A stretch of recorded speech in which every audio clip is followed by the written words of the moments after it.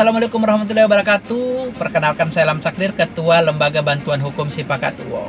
Kali ini saya mengajak kepada teman-teman untuk berpendapat, mumpung belum ada surat edaran tentang pelarangan berpendapat di masa pandemi. Jika kemudian ada pertanyaan seperti ini, apakah orang tua tidak boleh kemudian ikut campur terhadap rumah tangga anaknya yang telah menikah? Sebenarnya kalau menurut saya masih boleh, dalam hal jika terjadi kekerasan dalam rumah tangga terhadap anak kita. Entah kenapa kekerasan dalam rumah tangga yang terjadi terhadap orang yang telah menikah tetap tidak bisa memberikan pembenaran terhadap saya. Saya belum bisa menerima tindakan tersebut. Kamu tahu kenapa? Ketika kita kemudian memiliki anak, kita akan sangat menyayangi anak kita, apalagi kalau anak kita tidak banyak. Kita begitu sayang, kita berikan pendidikan yang terbaik, kemudian kita cukupi kebutuhannya dengan cara yang baik, dari harta yang halal kita banting tulang kerja keras untuk memberikan yang terbaik terhadap anak kita. Setelah dia tumbuh dewasa, kita begitu menyayanginya, tiba-tiba kau datang dan meminangnya. Sebagai orang tua, kita kemudian percaya padamu dan menitipkan anak kami kepadamu.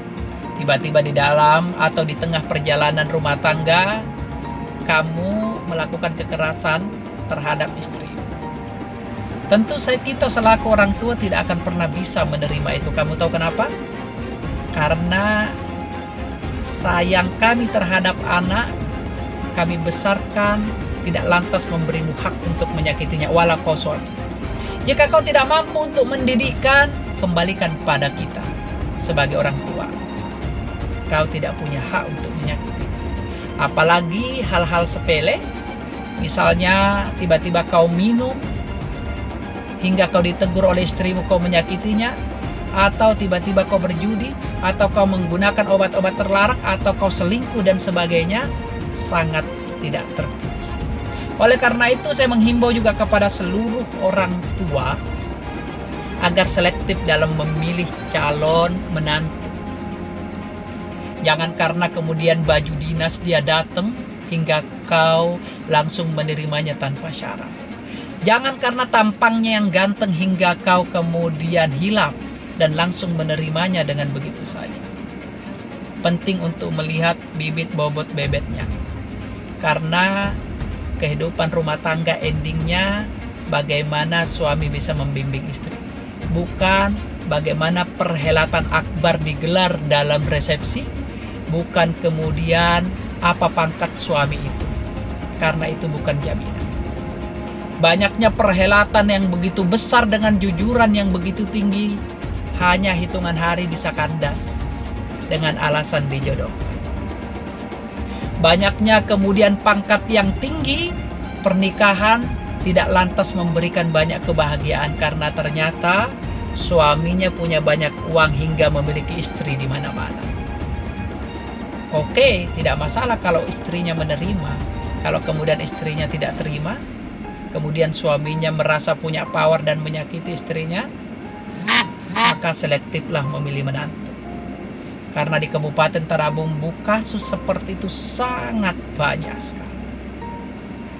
Ada yang kemudian disiksa, ada yang kemudian mau bercerai dipersulit, kemudian sang suami malah menikah dan menikah lagi, hingga hadir dalam sebuah persidangan dan menyatakan, aku sangat mencintai istriku, tapi juga mencintai beberapa perempuan di luar sana. Kemudian istri tidak tahan dan mau membuat dirinya terbebas dari itu, tapi kemerdekaan itu betapa sulit untuk mereka raih. Ada kemudian harus terintimidasi, harus ada beberapa yang harus diancam, ada kemudian dalam persidangan tidak mampu menghadirkan saksi karena dia waktu itu diboyong oleh suaminya dari tempat tinggalnya hingga tidak punya sanak famili.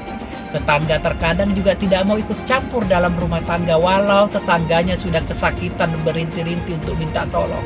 Alasan mereka tidak mau ikut campur, takut nanti kalau diikut-ikutkan dalam masalah, takut suaminya tidak senang padanya, takut AIUEO hingga tidak tertolong. Kemudian belum lagi dalam proses sidang kemudian terjadi insiden berantem, kemudian menampar istri dan sebagainya, belum lagi pengancaman pembunuhan, biasa itu terjadi. Jadi hati-hati dalam menitipkan anak kita kepada seorang laki-laki. Karena ketika kita keliru, maka seumur hidup anak kita akan tersiksa. Tidak masalah kalau dia memang suka sama suka. Anggap saja itu pilihanmu.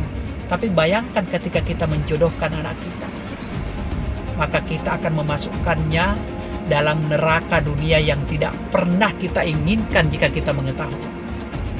Oleh karena itu, sebagai orang tua, hindari pernikahan jodoh menjodohkan, itu tidak perlu.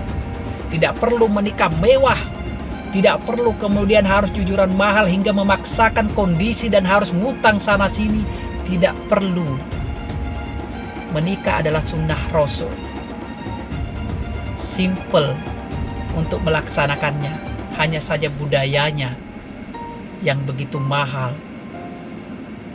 Lebih baik pilih calon yang tidak perlu kaya, yang penting dia bertanggung jawab. Bukan berarti kita manusia tidak bisa melihat itu. Kita bisa, tapi kita tidak pernah mau melihat itu. Karena kita betapa angkuh, betapa ingin membuat perhelatan akbar, betapa ingin calon menantu kita mendapat jabatan tinggi dan sebagainya.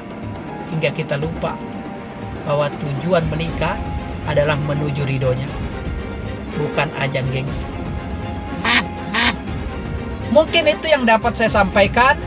Jika kalian ada pendapat yang lain, misalnya kalian menyatakan bahwa tidak apapun yang terjadi tetap tidak boleh orang tua ikut campur, silakan kita berpendapat. Saya selaku Ketua Lembaga Bantuan Hukum Sipakato yang setiap hari menangani kasus seperti itu, dan saya selaku orang tua yang memiliki anak, itu pendapat saya. Jadi jika kalian suka, silakan like, komen, dan subscribe. Dan wabillahi taufiq wal hidayah. Assalamualaikum warahmatullahi wabarakatuh. Selamat menjalankan ibadah puasa bagi orang-orang yang beriman.